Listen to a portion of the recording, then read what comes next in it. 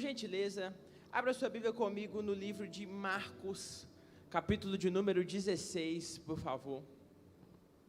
Marcos, capítulo 16, é o versículo de número 14. Marcos 16, versículo de número 14. Último capítulo do livro de Marcos. Obrigado, varão. Deus abençoe. Marcos 16, versículo 14, está no telão também para você acompanhar junto comigo. Vai dizer assim: finalmente apareceu aos 11, estando eles assentados à mesa, e lançou-se-lhes o rosto a sua incredulidade e dureza de coração, por não haverem crido nos que o tinham visto já ressuscitado. E disse-lhes: ide por todo o mundo e pregai o evangelho a toda criatura. Quem crer e for batizado será salvo, mas quem não crer será condenado. Versículo 17: e estes sinais seguirão aos que crerem: em meu nome expulsarão os demônios, falarão novas línguas, pegarão nas serpentes, e se beberem alguma coisa mortífera, não lhe fará dano algum. E porão as mãos sobre os enfermos e sararão. Ora, o Senhor, depois de lhe ter falado, foi recebido no céu e assentou-se à direita de Deus. E eles, tendo partido, pregaram por todas as partes, cooperando com eles o Senhor, e confirmando a palavra com os sinais que se seguiam. Amém. Só até aqui, por gentileza, pode fechar sua Bíblia. Irmãos, eu vou te pedir o máximo da sua atenção, principalmente no início dessa mensagem, porque no início dessa mensagem eu vou fazer uma introdução. E como eu disse de manhã, é necessário que você entenda essa introdução, para você entender o desfecho dessa mensagem, amém? Eu creio que o nosso Deus não faz nada em vão, não faz nada à toa. Então eu tenho certeza que se você veio aqui, se Ele me trouxe lá de Uberlândia com essa palavra, é porque Ele tem um recado do céu para a tua vida, um recado do céu para a tua casa. Então eu vou te pedir o máximo da tua atenção, porque o Senhor quer falar com você. Não permita com que a distração, com que a falta de atenção seja um empecilho entre a palavra de Deus, o recado do céu e o seu coração, amém?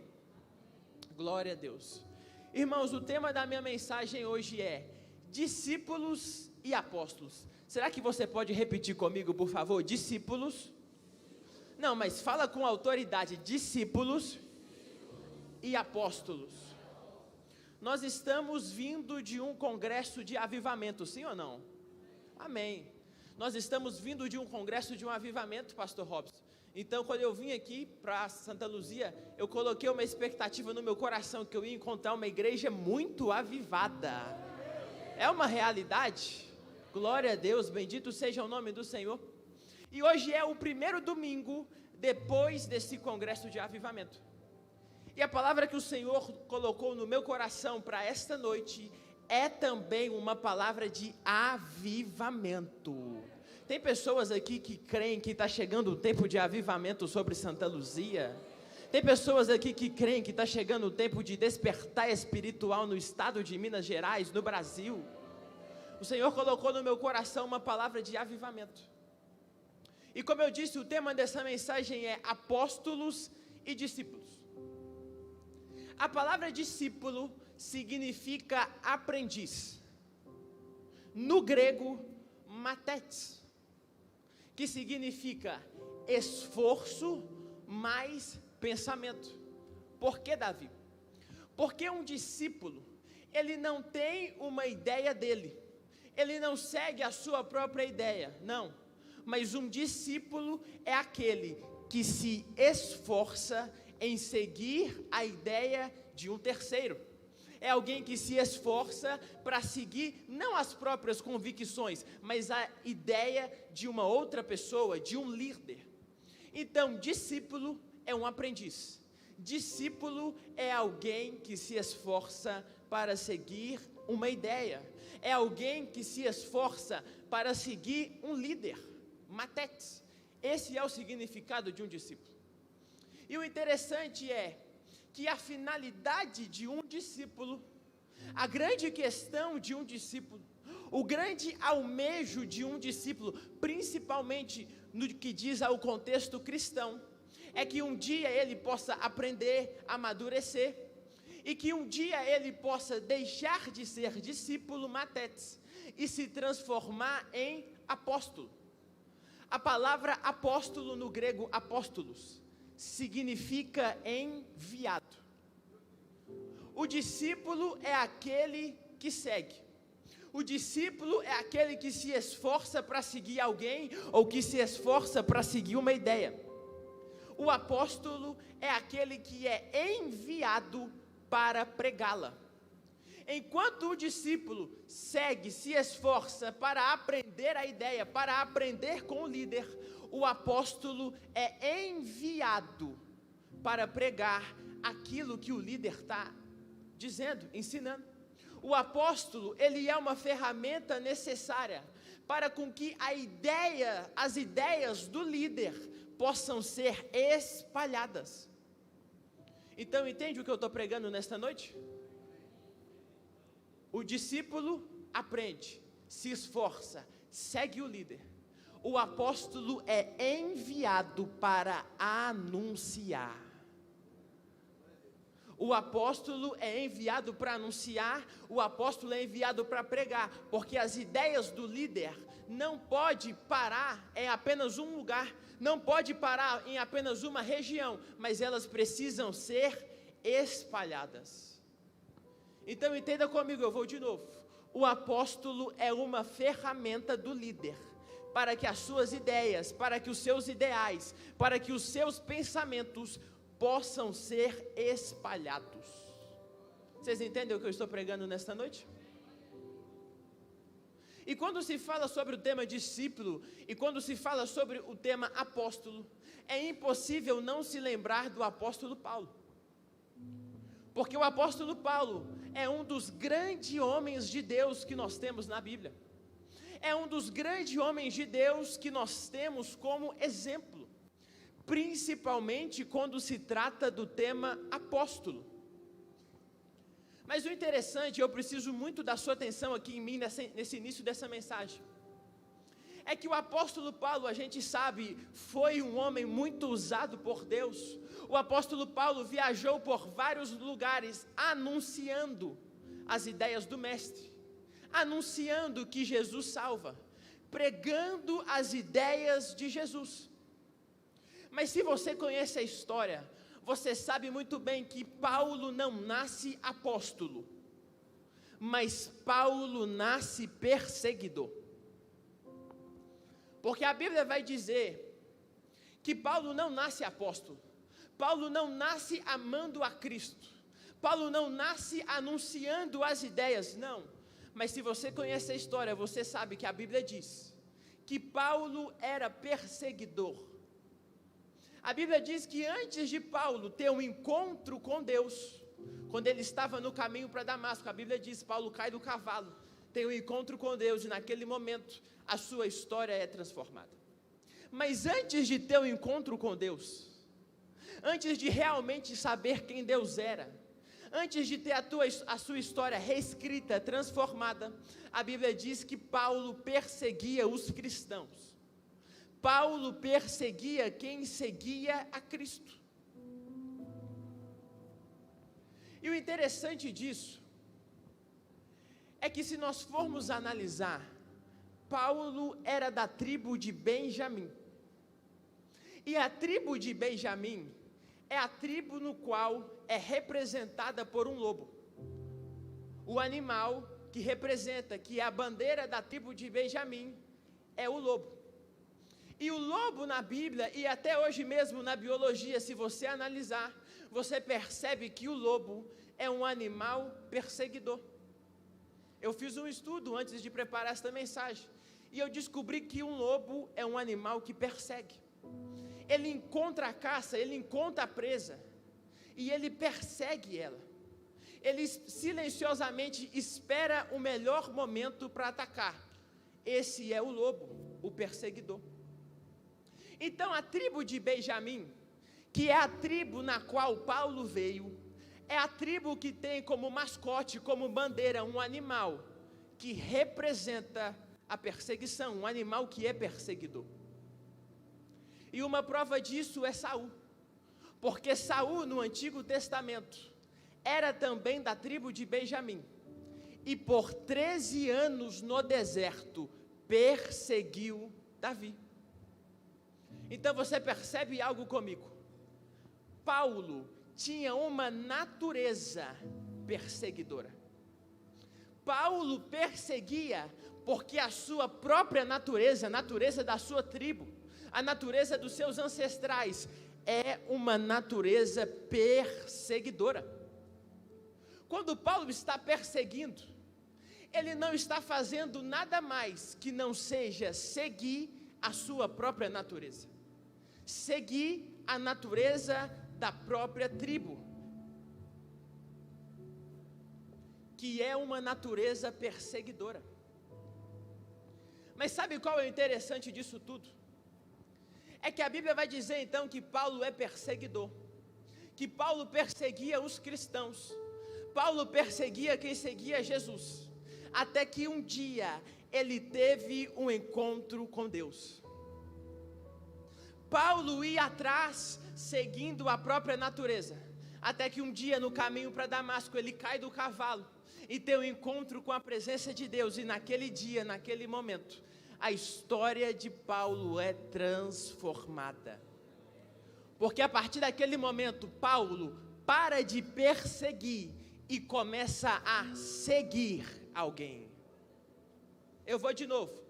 Paulo para de perseguir e começa a seguir alguém. Porque naquele momento Paulo vê quem realmente Deus era. Então a história de Paulo é transformada. Quando eu olho para a história de Paulo, eu percebo que ela é muito parecida com a maioria de nós, porque nós também um dia nos encontramos com Deus e tivemos a nossa história transformada. É uma verdade. Mas o interessante é que talvez antes de ter um encontro com Deus, éramos também perseguidores. Escute isso. Antes de ter um encontro com Deus, assim como Paulo, éramos também perseguidores. Perseguidores de quem, Davi? Perseguidores de si mesmo. Antes de ter um encontro com Deus, o Davi perseguia o Davi. Antes de ter um encontro com Deus, o pastor Robson perseguia o Robson. O que isso significa? Na psicanálise, perseguir a si mesmo vai falar sobre autossabotagem. Autossabotagem na psicanálise, na psicologia, é quando você tem atitudes da sua própria natureza que prejudicam você. Eu vou repetir. Perseguir a si mesmo na psicanálise, autossabotagem, é quando você tem atitudes da sua própria natureza que prejudicam você mesmo. E não é bem assim o pecado? Atitudes da nossa própria natureza que prejudicam a nós mesmos. Quantos entendem o que eu estou pregando nesta noite? Então, antes de ter um encontro com Deus, antes de ter um encontro com Cristo, talvez você foi perseguidor de si mesmo, como Paulo. Autossabotagem. Mas sabe qual que é o interessante? Porque Paulo tem uma natureza, e é uma natureza muito clara, é uma natureza que vem do sangue, da tribo, da ancestralidade, lobo, perseguidor da tribo de Benjamim. Então Paulo tem uma natureza. Mas o que me chama a atenção nesse texto é que depois que Paulo tem um encontro com Deus, com a presença, Paulo tem autoridade para caminhar de forma contrária à própria natureza. Não, eu vou repetir porque eu acho que você não pegou. Paulo tinha uma natureza no sangue, perseguidor da tribo de Benjamim, mas depois que Paulo tem um encontro com Deus, com a presença, Paulo ganha autoridade para caminhar de forma contrária à própria natureza. Levanta a tua mão lá no Alto Batista Vida, porque eu estou cheio de Deus nesta noite. Meu Deus, através do poder e da graça de Deus, o Senhor está te dando autoridade nesta noite para caminhar contrário à própria natureza. Talvez na tua família, no teu sangue tem uma natureza. O Senhor está te dando autoridade nessa noite, recebe aí, para caminhar de forma contrária à própria natureza. Aplauda o nome do Senhor, Batista Vida.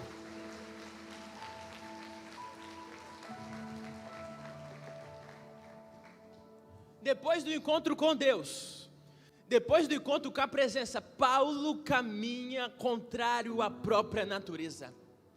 Paulo caminha contrário ao próprio sangue. Paulo caminha contrário à própria ancestralidade, à própria tribo. Porque antes ele perseguia, antes ele ia atrás. Mas é interessante porque eu disse no início da mensagem que discípulo, no grego mathetes, não é aquele que vai seguindo a sua natureza, não. Mas discípulo é aquele que se esforça para seguir a ideia de alguém. Paulo tinha uma natureza, mas ele se esforçou para seguir uma ideia. Existe uma natureza dentro de mim, de você, mas que o Senhor possa nos dar força para nos esforçarmos ao máximo, para seguir a ideia de Cristo, para seguir a ideia do Evangelho. Porque a ideia do Evangelho é essa, contra a própria natureza.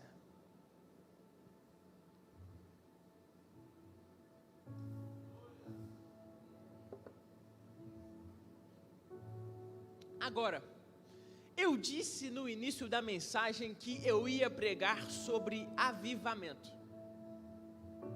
E talvez você esteja pensando, Davi, eu entendi exatamente o que você falou. Amém, glória a Deus. Mas o que isso tem a ver com avivamento? A palavra avivamento vai falar de um grande despertar espiritual em um local específico. Avivamento no Brasil, um grande despertar espiritual no Brasil. Avivamento em Santa Luzia. Não, eu vou de novo. Avivamento em Santa Luzia.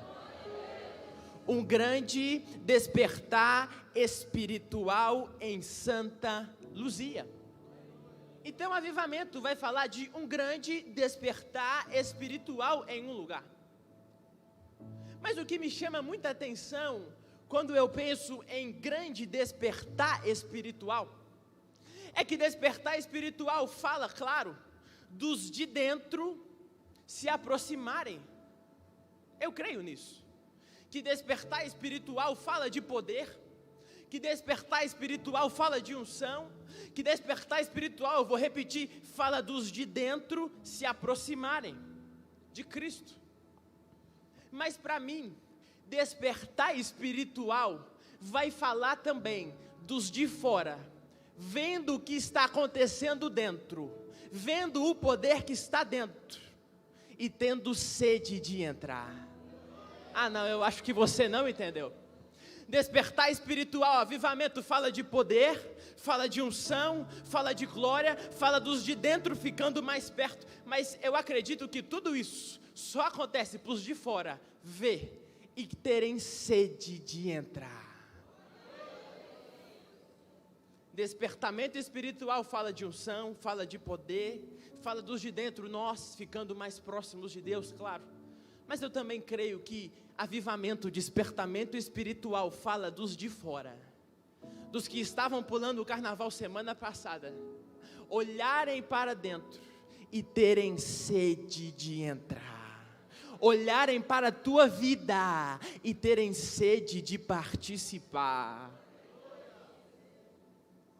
Então, se avivamento, se despertar espiritual fala dos de fora, tendo sede de entrar, podemos dizer que avivamento fala também de conversão em massa. Avivamento em Santa Luzia. Eu vou de novo. Avivamento em Santa Luzia fala de poder na Igreja Batista Vida. Fala de glória na Igreja Batista Vida.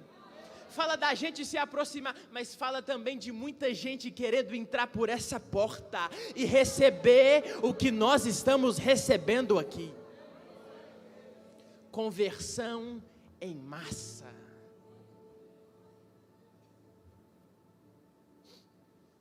Dá uma olhada para esse lugar. Dá uma olhada para essas paredes. Eu creio em nome de Jesus que o Senhor vai trazer um avivamento para esse lugar. O Senhor vai trazer um avivamento para Santa Luzia. E esse lugar que hoje é grande, é lindo, vai ficar pequeno. Vai precisar de 2, 3, 4 cultos no domingo. Porque vai ter tanto poder aqui que quem está fora não vai mais se saciar com o carnaval. Quem está fora não vai mais se saciar com a carne. Quem está fora não vai mais se saciar com o pecado. E vai olhar para nós e vai dizer: eu preciso entrar. O que eles estão vivendo na Batista Vida, o que eles estão vivendo naquela igreja, eu preciso viver também. Avivamento. Então, se avivamento fala de conversão em massa, você concorda comigo que isso que eu falei de Paulo, esse processo de abandonar a sua natureza e começar a se esforçar e a correr atrás de uma ideia, esse processo de Paulo, é isso acontecendo em muitas pessoas? Se avivamento fala de conversão em massa, esse processo que eu e você passamos, que eu falei sobre Paulo, de abandonar a própria natureza, eu creio que isso não será apenas sobre nós, mas será sobre toda uma cidade. No texto em que nós lemos, eu gostaria que colocasse no telão, por gentileza, para lermos uma parte de novo. O texto que nós lemos do início da mensagem, Marcos 16, capítulo 14. Vamos ler o início desse versículo de novo, porém agora com esse entendimento, porém agora com essa ótica do que é avivamento e do que é ser discípulo. Marcos capítulo 16, o versículo de número 14, está aqui no telão. Vai falar assim, na minha Bíblia, versão ACF, tem um título esse versículo, porque esses versículos são os últimos versículos do Evangelho de Paulo. E o título na minha Bíblia é A Ordem da Evangelização. Vai falar assim: finalmente apareceu aos 11, estando eles assentados à mesa, lançou-se-lhes em rosto a sua incredulidade e dureza de coração, por não haverem crido, por não haverem acreditado nos que o tinham visto já ressuscitado. E disse-lhes: ide por todo o mundo, pregai o evangelho a toda criatura. Quem crer e for batizado será salvo, mas quem não crer será condenado. Só até aqui, por gentileza. Se você quiser, pode até manter a sua Bíblia aberta. No texto em que nós acabamos de ler, que é o texto do início da mensagem, vai falar do último encontro de Jesus com os discípulos, com os 11, porque aqui Judas não estava mais na jogada, Judas já tinha morrido. Então, o último encontro de Jesus com os discípulos, antes de Jesus subir aos céus, deixar a terra, é esse, que está sendo narrado em Marcos 16, a partir do versículo 14. E é muito interessante, porque no último encontro que Jesus teve com os discípulos, Jesus vai dar uma ordem para os discípulos. E essa ordem é muito famosa, porque essa ordem permanece sobre a nossa vida hoje. A ordem que Jesus vai dar, talvez ali em clima de despedida para os discípulos, é: ide por todo o mundo e pregai o evangelho a toda a criatura. É o último encontro, Jesus e os discípulos. Mas Jesus tem uma ordem, um comando muito claro para os discípulos: saiam pelo mundo e preguem o evangelho a toda criatura. Essa é a última ordem de Jesus para os discípulos. Depois desse encontro, depois disso, o versículo 19 desse capítulo 16 de Marcos vai dizer então que Jesus sobe aos céus, sai da terra. Eu disse no início da mensagem, eu preciso muito da sua atenção aqui, porque Deus está falando nesta casa.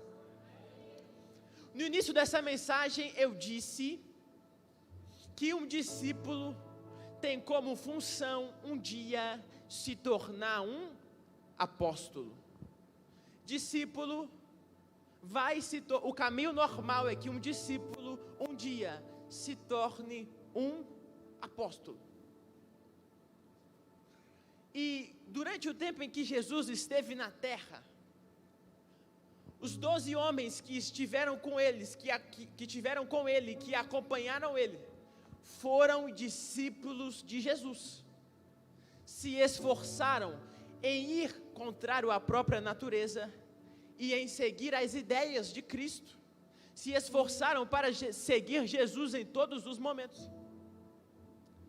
Mas eu entendo e creio nesse texto, nesse versículo, que eles então com Jesus na terra foram discípulos.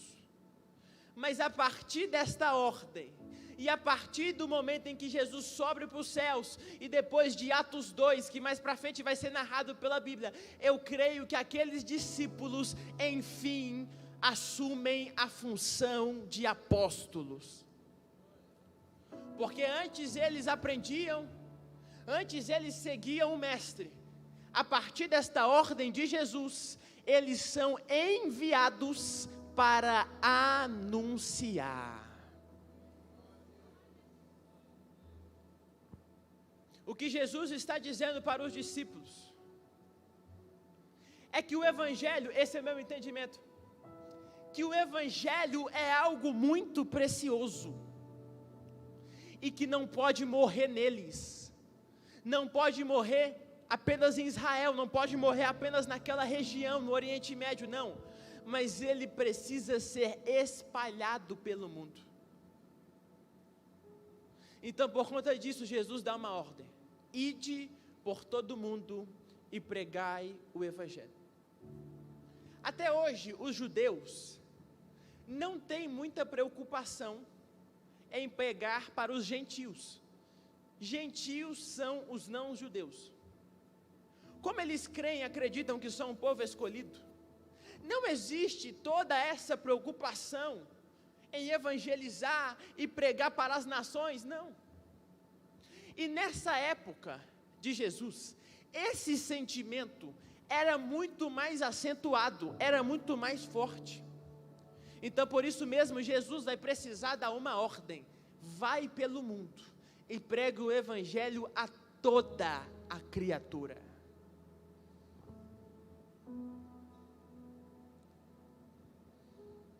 A palavra que o Senhor colocou no meu coração para esta noite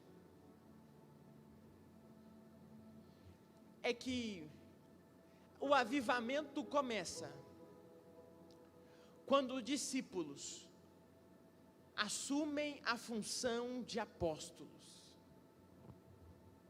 A palavra que o Senhor colocou no meu coração é que o avivamento começa quando discípulos encaram a postura do apostolado e seguem a ordem de Jesus. Porque depois que Jesus dá essa ordem, ele vai embora. Existe uma quebra no padrão, uma quebra na postura dos discípulos. Porque lembra, discípulo, as crianças querem chegar em Jesus. Não, espera. As crianças querem vir. Não, calma. As pessoas querem vir tocar em Jesus. Não, espera, não toca nele. E o próprio Jesus precisa dizer, deixa vir a mim. Mas depois que vem uma identidade de apóstolo, os mesmos que, não toca, não vem, por exemplo de Pedro, que era um dos discípulos mais temperamentais, a Bíblia vai dizer que na sua primeira pregação, e eu creio que como apóstolo, porque depois desta ordem de Jesus, 3.000 almas se convertem. Então percebe que existe uma mudança de comportamento, discípulo, apóstolo. Discípulo não chega, não, espera. Apóstolo, anunciando o evangelho a toda criatura. Essa mesma ordem que era sobre os discípulos do ID, é sobre nós até o dia de hoje. E eu creio que o Senhor está levantando pessoas aqui nesta casa, para assumirem a função de apóstolos. O que isso significa? Davi cumpriu o ID. Ir na rua, no trabalho, em casa, na escola, na faculdade, seja onde for, pregando o evangelho a toda criatura. Sabe por quê? Porque o evangelho é precioso demais para morrer aqui. O evangelho é precioso demais para morrer só em nós. Não, ele precisa alcançar toda essa cidade. Avivamento começa quando pessoas, discípulos, se posicionam como apóstolos. Eu creio que o Senhor vai levantar pessoas aqui para se posicionar como apóstolos e começarem a anunciar pelas ruas, pelos bairros, seja onde for, pelas faculdades, pelo trabalho, na família, que Jesus ainda salva.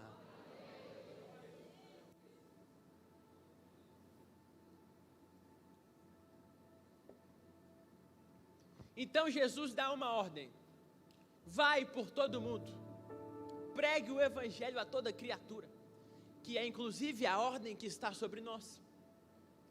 Mas o interessante é que Jesus diz isso no verbo imperativo, ou seja, manda, ordem, vai. Mas logo após uma ordem, Jesus faz também uma promessa. Coloca para mim no telão, por gentileza, Marcos capítulo 16, o versículo de número 15. Vai dizer, vamos ler junto aqui no telão? Marcos 16, 15. É a ordem de Jesus para nós. E disse-lhes: ide por todo mundo, pregai o evangelho a toda criatura. É a ordem. Mas logo após a ordem, Jesus faz também uma promessa. Versículo 16. Quem crer e for... Não, vai para o versículo 18, por gentileza. Não, versículo 17. Misericórdia. Isso. E estes sinais seguirão aos que crerem. Em meu nome expulsarão os demônios. Falarão novas línguas. Versículo 18. Pegarão na serpente, e se beberem alguma coisa mortífera, não lhes fará dano algum. E porão as mãos sobre os enfermos e sararão. Versículo 19. Ora, o Senhor, depois de lhe ter falado, foi recebido no céu e se assentou-se à direita de Deus. Depois que Jesus dá uma ordem para os discípulos, se transforma em apóstolos, cumpra o ID, pregue pelo mundo, ganhe pessoas. Jesus vai fazer uma promessa, mas tem sinais que seguirão vocês por onde for. Depois da ordem, Jesus faz uma promessa: mas em meu nome. mas em meu nome falarão com os enfermos, eles sararão. Mas falarão novas línguas, mas se beberem bebida mortífera não lhe fará mal algum. Da mesma forma que aquela ordem, que o ID é sobre nós no dia de hoje, da mesma forma que o ID é sobre nós, é sobre a Batista Vida, eu creio também que as promessas do ID são também sobre nós. É por isso que eu disse no início, que avivamento é poder e conversão em massa. Quando Jesus vai ir para o céu, Ele vai dar as ordens para o avivamento. Vai por todo mundo e pregue, conversão em massa, mas estes sinais te seguirão, o poder de Deus na tua vida. Escute, a palavra que o Senhor colocou no meu coração, é que depois desse congresso de avivamento, depois desse culto, depois do dia de hoje, depois desse entendimento, pessoas aqui serão levantadas como apóstolos, pessoas aqui ganharão novas almas para Jesus. Esta igreja vai estar cada dia mais cheia, mas eu creio também que a cada culto, nós viveremos os sinais do avivamento. Aplauda o nome do Senhor.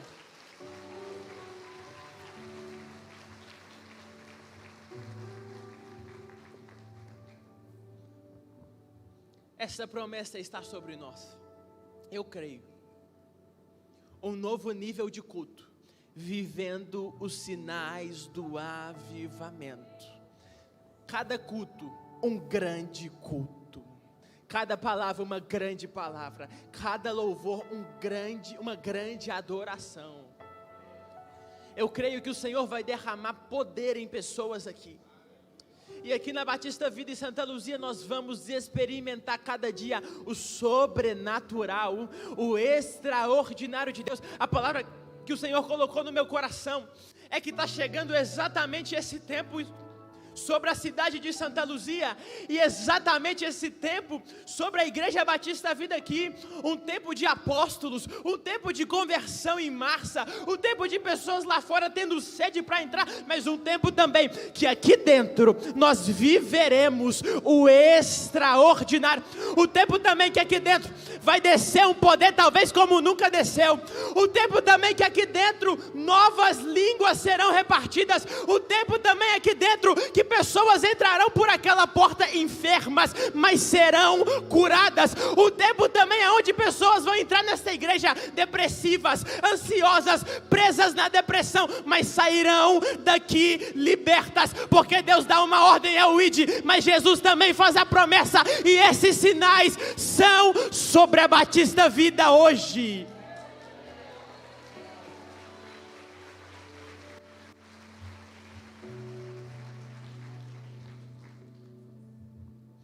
E estes sinais te seguirão, sinais do avivamento.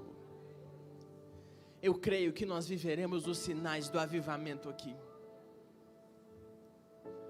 Agora, sabe qual é o interessante desse versículo, disso tudo?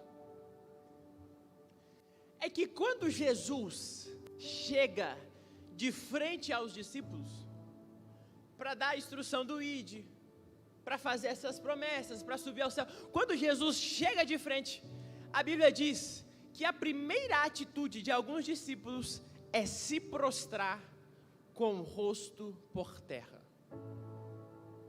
A Bíblia diz, Jesus chega, alguns discípulos veem Jesus, se desesperam e se jogam com o rosto por terra e começam a chorar.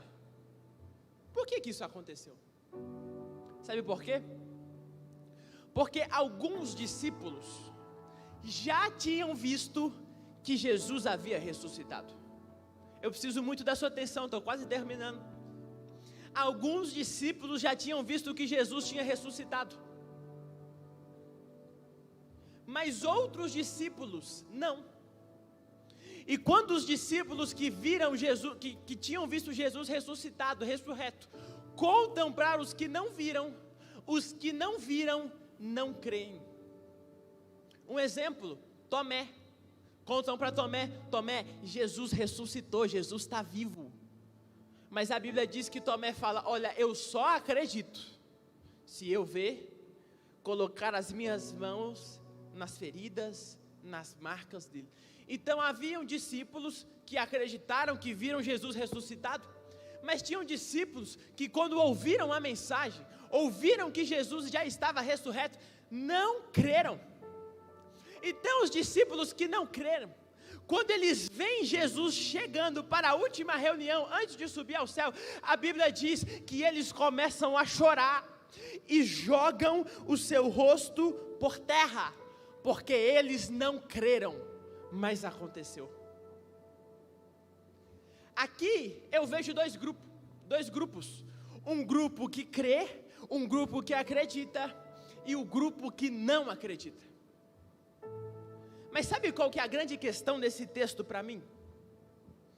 É que talvez o maior castigo daqueles que não acreditaram é que eles tiveram que ver acontecendo. Eu vou repetir. Talvez a maior punição, o maior castigo para aqueles que não acreditaram é que eles tiveram que ver acontecendo diante dos seus olhos. Não creram, mas tiveram que ver Jesus chegando, ressurreto. Talvez esse foi o maior castigo. Mas eu também entendo que a maior glória, a maior alegria daqueles que creram, é que esses também tiveram que ver acontecendo diante dos seus olhos. Os que não creram, o maior castigo, precisam ver. Mas os que acreditaram, para eles é a maior alegria, a maior glória, que eles podem ver acontecer diante dos seus olhos. Talvez tenha pessoas que não acreditem que vai vir um avivamento extraordinário sobre Santa Luzia. Talvez tenha pessoas que não acreditem que essa igreja vai romper.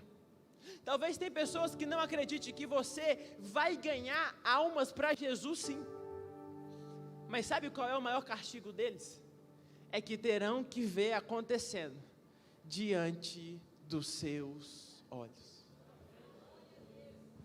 Mas ao mesmo tempo, a maior graça, a maior alegria para mim e para você, que acreditamos, que cremos. Tem alguém que crê, que acredita aqui? Eu sei que a maior glória, a maior graça, a maior alegria, a melhor felicidade é que nós também veremos acontecer diante dos nossos olhos. Aplauda o nome do Senhor.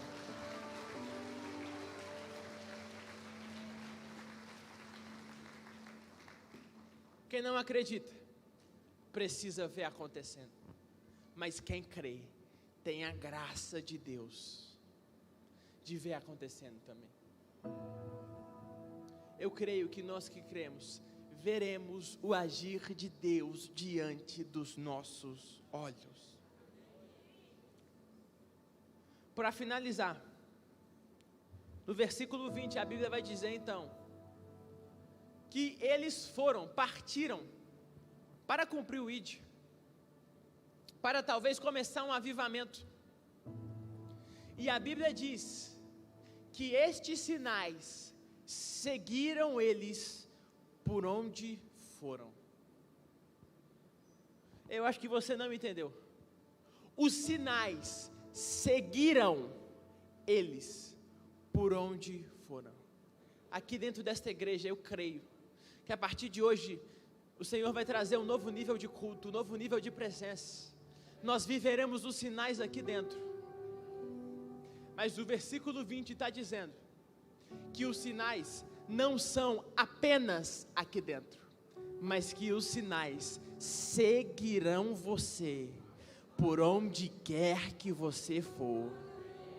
Por isso que Pedro, em Atos 3, o mendigo vai pedir uma oferta, vai pedir o dinheiro, e Pedro vai falar, olha, eu não tenho ouro, eu não tenho prata, mas o que eu tenho, eu te dou, levanta e anda, porque os sinais não ficam apenas no templo, mas os sinais seguiram eles, por onde for que eles foram. Ei, não é apenas aqui, mas os sinais vão te seguir, aonde quer que você vá. É Pedro dizendo: não tenho ouro, não tenho prata, mas o que eu tenho, eu te entrego. Levanta e anda. O Senhor vai levantar pessoas aqui como apóstolos do avivamento, porque eu creio que o avivamento vai chegar. E a grande questão é se vamos nós poder fazer parte dele. Eu acredito que o avivamento vai vir sobre Santa Luzia, mas a grande questão é se seremos instrumentos na mão de Deus para que ele venha. Eu peço ao Senhor para que quando ele trazer o avivamento, que eu sei que ele vai trazer sobre Santa Luzia, sobre Uberlândia, sobre Minas Gerais, sobre a Igreja Batista Vida, que ele me permita fazer parte também. Eu creio que o Senhor vai trazer o avivamento, mas que pessoas aqui dentro serão levantadas como apóstolos e farão parte desse avivamento, e farão parte como instrumento nas mãos de Deus. Se é você que entendeu e crê nesta palavra, se é você que quer fazer parte desse avivamento, como instrumento nas mãos de Deus, que quer viver esses sinais, eu vou te convidar a se colocar de pé no seu lugar, por gentileza. Vou pedir o louvor para já vir subindo. Glória a Deus. O Senhor está trazendo algo novo para esse lugar. Tem algo novo chegando da parte de Deus. E bendito seja o nome do Senhor, porque Ele nos permitiu fazer parte. Ele não precisava usar você. Ele não precisava me usar. Ele não precisava nem mesmo usar a Batista Vida. Mas bendito o nome do Senhor, que escolheu, que decidiu, que nós poderíamos fazer parte também. Glória a Deus. E hoje nós vamos orar nesta noite em cima desta palavra, crendo que vai vir um tempo de sinais, vai vir um tempo de poder, vai vir um tempo de glória, mas vai vir também um tempo de conversão em massa.